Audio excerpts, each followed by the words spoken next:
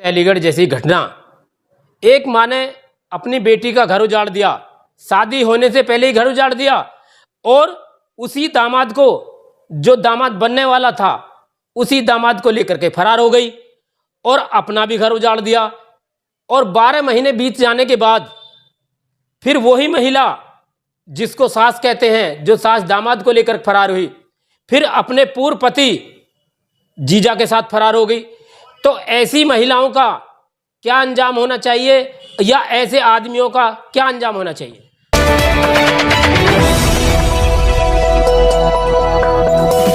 राजनीति से काम तक,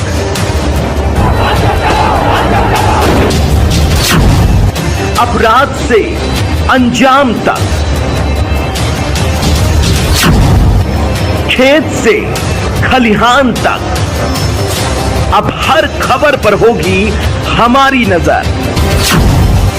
पाइए सीधा अपने मोबाइल पर। मैं हूं मौर्य कुमार गौतम, आपका अपना न्यूज रिपोर्टर। देखते रहें गांव शहर की खबर और जुड़े रहें सिटी न्यूज इंडिया वन के साथ। हमारे चैनल को लाइक करें, शेयर करें और सब्सक्राइब करना ना भूलें। मैं हूं आपका अपना न्यूज रिपोर्टर मौर्य कुमार गौतम। आज हम आपको लेकर चलते हैं उत्तर प्रदेश के जनपद हापुड़ क्षेत्र के कस्बा धौलाना में, और हमारे साथ भारत देश के जाने माने मशहूर डॉक्टर केपी सिंह, कैंसर रोग विशेषज्ञ।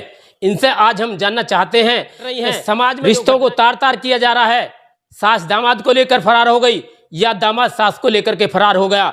वही सास आज अलीगढ़ की घटना को लेकर के डॉक्टर केपी सिंह से हम जानना चाहते हैं कि वही सास अपने बहनोई को लेकर के फरार हो गई।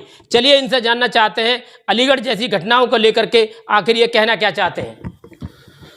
देखिए, हमारे भारत में प्राचीन काल से एक कहावत है, नार नहीं नौरंगी है, रख दे तो कुल की रख दे, नहीं तो नंगे की नंगी है।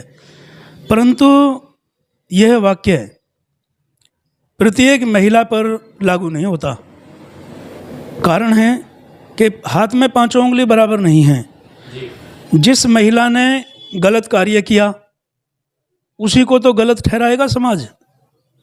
लेकिन कहते हैं कि एक खरबूजा बाकी खरबूजों को भी खराब कर देता है, यानी एक मछली सारे तालाब को गंदा कर देती है।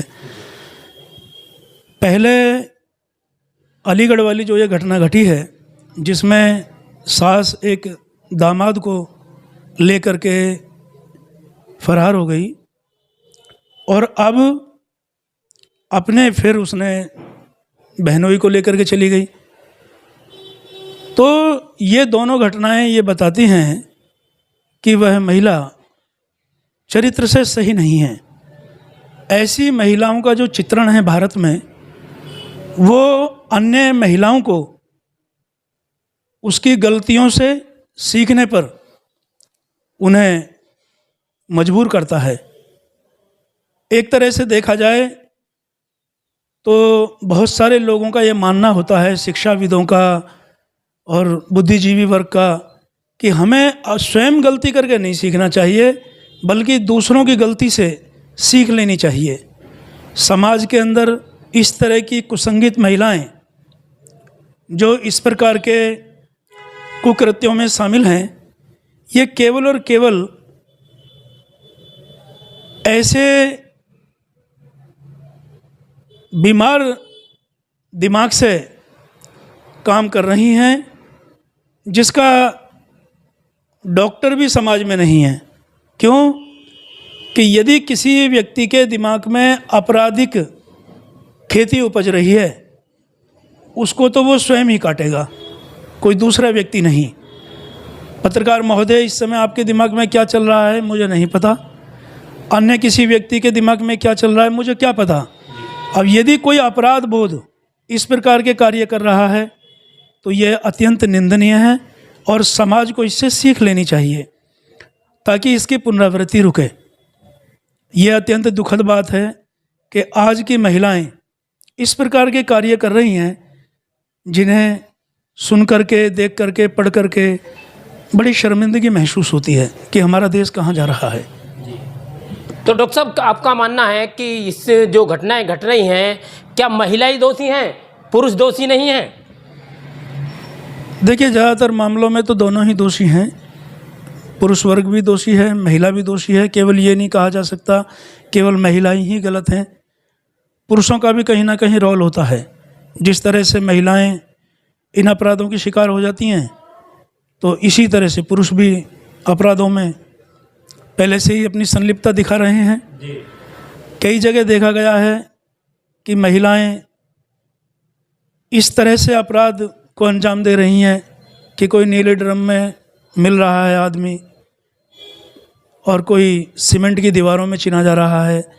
ये सब चीज़ें ये बताती हैं कहीं ना कहीं कि ये महिलाएं या तो परेशान थीं आदमियों से, या कुछ ना कुछ इस तरह की ज़रूर। देखो, अंदर की बात को तो कोई नहीं जानता, घटनाएं घटती हैं समाज में तभी इनका परिदृश्य सामने आता है। अभी कई बार हमने देखा कि भारत के जगह जगह से इस तरह की खबरें आने लगीं कि वहाँ उसे नीले ड्रम में काट के डाल दिया, वहाँ किसी ने किसी को दीवार में चुन दिया, किसी ने किसी को सांप से कटवा दिया, किसी ने कुछ इस तरह से कर दिया। कहीं ना कहीं लोग क्या करते हैं, पुरुष वर्ग में भी मैं समझता हूँ कि गलतियाँ हैं।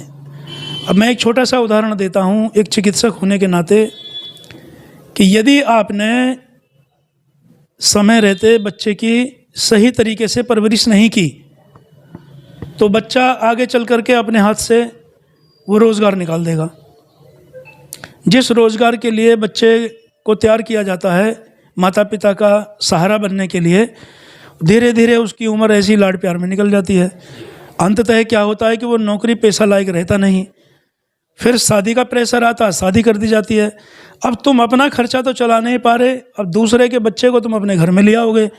अगर वो महिला खर्चा मांगेगी तो मार पिटाई होगी, क्योंकि तुम्हारे पास खुद खाने को नहीं है तो तुम उसे कहाँ से खिलाओगे। अब कमाने की आदत पहले से डाली नहीं, तो कहीं ना कहीं पुरुष भी इसके लिए जिम्मेदार है। अपने को ये देखना चाहिए कि यदि हम सक्षम हैं तभी किसी की बहन बेटी को अपने घर में लेके आएँ, नहीं तो खुद काबिल बने और तब ये निर्णय लें कि भाई हमें शादी करनी है और तब घर परिवार चलाना है।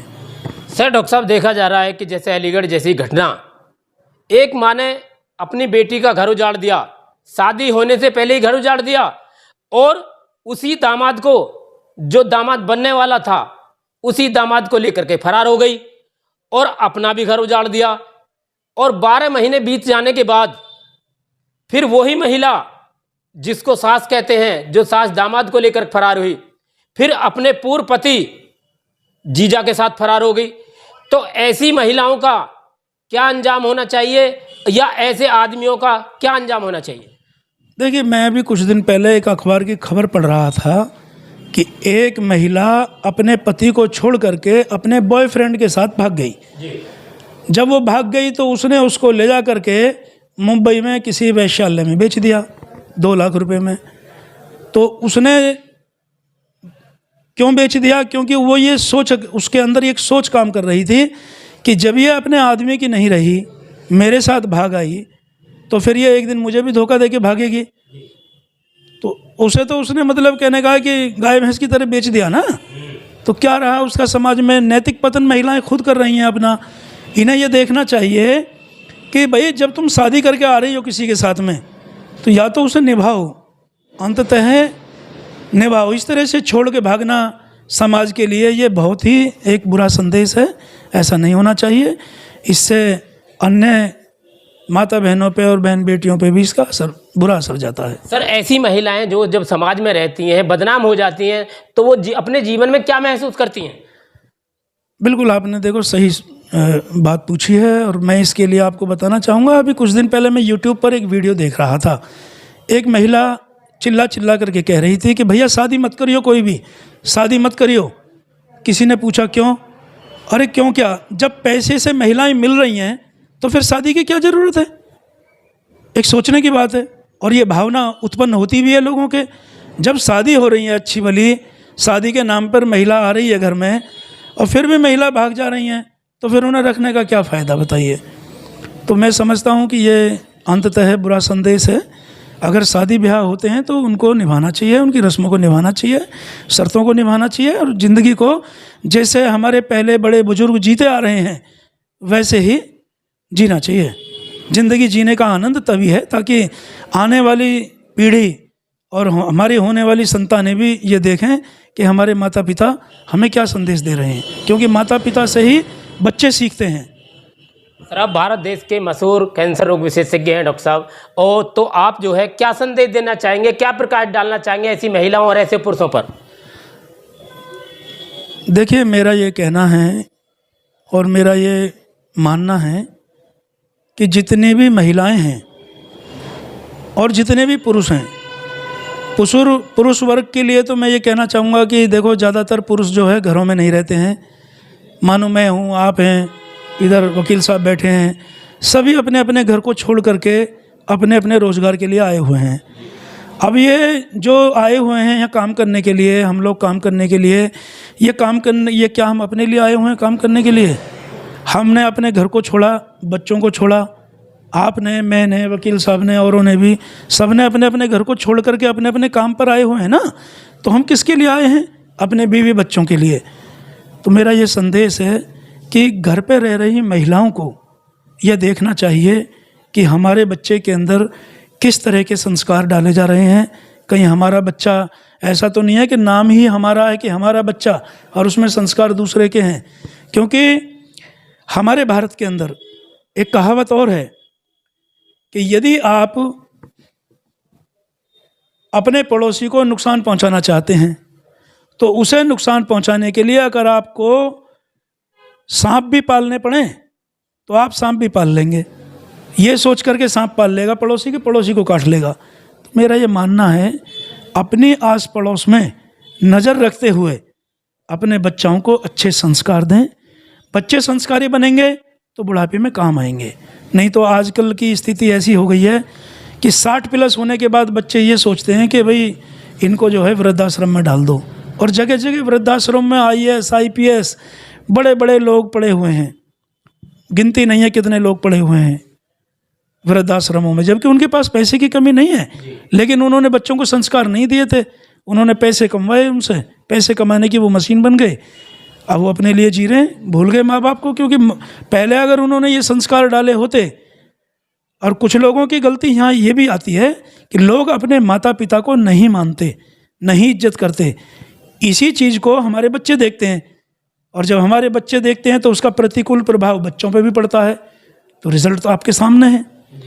तो इसलिए अपने बच्चों पर ध्यान देना चाहिए ताकि बच्चे आने वाले समय में बुढ़ापे का सहारा बने और समाज को एक अच्छा संदेश जाए। मेरा अहम सवाल, जैसे अलीगढ़ जैसी घटना को लेकर के लोगों को क्या सावधानियां बरतनी चाहिए? देखिए, इसकी पुनरावृत्ति रोकने के लिए तो सबसे पहले ये है कि आप जिस भी लड़की का रिश्ता देखने जा रहे हैं या लड़के का रिश्ता देखने जा रहे हैं, दोनों पक्षों के आस पड़ोस में गहन पूछताछ करें, निसंकोच गहन पूछताछ करें। क्योंकि आजकल का समय ये मोबाइल का समय है। लोगों के हाथ में मोबाइल है और मोबाइल में लोग अच्छी चीज़ें कम ढूंढते हैं, बुरी चीज़ें ज़्यादा ढूंढते हैं। तो कहीं ना कहीं मेरा ये मानना है, आस पड़ोस में, मोहल्ले पड़ोस में, गांव मोहल्ले में पूछने से आदमी के चरित्र का पता चल जाता है। अगर आपको ज़रा सा भी ये लगता है कि भाई यहाँ पर हमें इसके बारे में अच्छा नहीं सुना गया, तो मत करो वहाँ रिश्ता। कोई ज़ोर ज़बरदस्ती तो तुम्हारे साथ कोई रिश्ता करेगा नहीं, चाहे लड़की वाले हों चाहे लड़के वाले हों। तो ऐसी स्थिति में अच्छे से पूछताछ करके, पूरी इंक्वायरी करके तब अपने बच्चों को रिश्ता करना चाहिए। नहीं तो बाद में कोर्ट कचहरी होते फिरते हैं, उसका कोई फ़ायदा नहीं है।